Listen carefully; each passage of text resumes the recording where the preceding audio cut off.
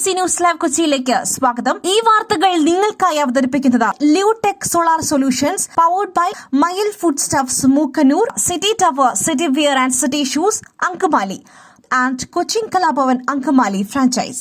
4 വയസ്സുകാരിയുടെ മരണം. അമ്മ സന്ധ്യയ്ക്കെതിരെ കൊലക്കുറ്റം ചുമത്തി. 4 വയസ്സുകാരിയെ പുഴയിലെറിഞ്ഞു കൊലപ്പെടുത്തിയ സംഭവത്തിൽ അമ്മ സന്ധ്യയ്ക്കെതിരെ കൊലക്കുറ്റം ചുമത്തി. BNS 103(1) വകുപ്പ് പ്രകാരമാണ് കേസ്. ചെങ്ങമനാട് പോലീസാണ് പുതിയ FIR രജിസ്റ്റർ ചെയ്തത്. കല്യാണിയുടെ ഇൻക്വസ്റ്റ് നടപടികൾ ഉടൻ നടക്കും. ഫോറൻസിക് സംഘവും വിരലടയാള വിദഗ്ധരും അങ്കമാലി താലൂക്ക് ആശുപത്രിയിലെത്തി. മുസ്ലിം സമുദായത്തിന്റെ അവകാശങ്ങൾക്ക് മേലുള്ള കടന്നുകയറ്റം. വഖഫ് ഭേദഗതി നിയമത്തെ എതിർത്ത് കേരളം സുപ്രീം കോടതിയിൽ. നിയമം ചോദ്യം ചെയ്തുള്ള ഹർജികളിൽ കക്ഷി ചേരുവാൻ കേരളം സുപ്രീം കോടതിയിൽ അപേക്ഷ നൽകി. കേരളത്തിലടക്കം മുസ്ലിം സമുദായത്തിന്റെ അവകാശങ്ങൾക്ക് മേലുള്ള കടന്നുകയറ്റമാണ് ഭേദഗതി നിയമമെന്ന് അപേക്ഷയിൽ ചൂണ്ടിക്കാട്ടുന്നു. മുസ്ലിം ന്യൂനപക്ഷത്തിന്റെ ആശങ്ക വസ്തുതാപരം. നിയമത്തിലെ പല വ്യവസ്ഥകളും അന്യായം.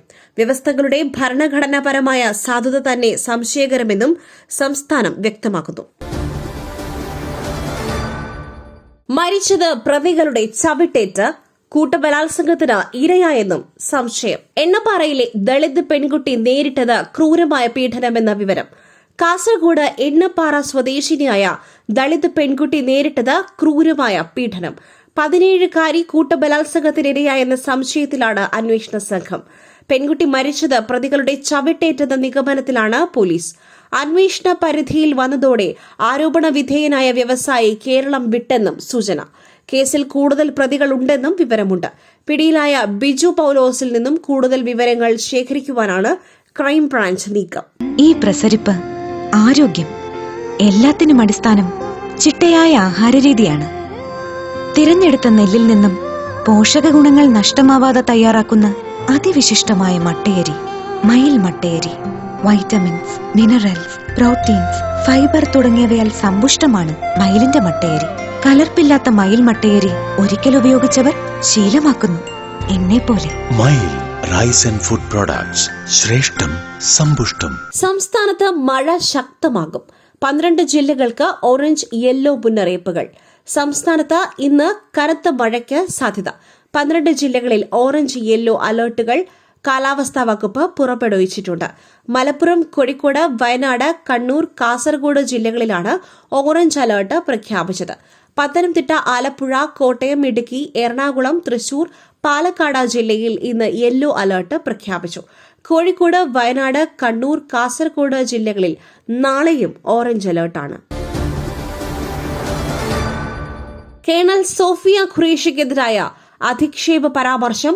3-അംഗ അന്വേഷണ സംഘത്തെ രൂപീകരിച്ച് മധ്യപ്രദേശ് സർക്കാർ. കേണൽ സോഫിയ ഖുറേഷിക്കെതിരായ മന്ത്രി വിജയ് ഷായുടെ പരാമർശത്തിൽ 3-അംഗ അന്വേഷണ സംഘത്തെ രൂപീകരിച്ച് മധ്യപ്രദേശ് സർക്കാർ. സുപ്രീംകോടതി നൽകിയ നിർദ്ദേശത്തെ തുടർന്നാണ് നടപടി. IG, DIG, SP തുടങ്ങിയ മുതിർന്ന ഉദ്യോഗസ്ഥരാണ് അന്വേഷണ സംഘത്തിൽ ഉള്ളത്. അസാധാരണ വൈകല്യത്തോടെ കുഞ്ഞ് ജനിച്ച സംഭവം. നീതി ലഭിച്ചില്ലെന്ന് കുടുംബം. ഡോക്ടർമാർക്കെതിരെ നടപടിയെടുക്കുന്നില്ലെന്നും ആക്ഷേപം. അസാധാരണ വൈകല്യത്തോടെ കുഞ്ഞു ജനിച്ച സംഭവത്തിൽ നീതി ലഭിച്ചില്ലെന്ന് കുടുംബം. വീഴ്ച വരുത്തിയ ഡോക്ടർമാർക്കെതിരെ ആരോഗ്യവകുപ്പ് നടപടി സ്വീകരിക്കുന്നില്ലെന്ന് മാതാവ് സുറുമി ആരോപിച്ചു. അന്വേഷണ റിപ്പോർട്ടിൽ ഡോക്ടർമാർക്കെതിരെ നടപടിക്ക് ശുപാർശ ഉണ്ടായിരുന്നു. 3 മാസമായി ഡോക്ടർമാർക്കെതിരെ നടപടിയില്ല. കുറ്റക്കാരെ സംരക്ഷിക്കുകയാണ് ആരോഗ്യവകുപ്പെന്ന് കുഞ്ഞിന്റെ പിതാവ് അനീഷ് പറഞ്ഞു.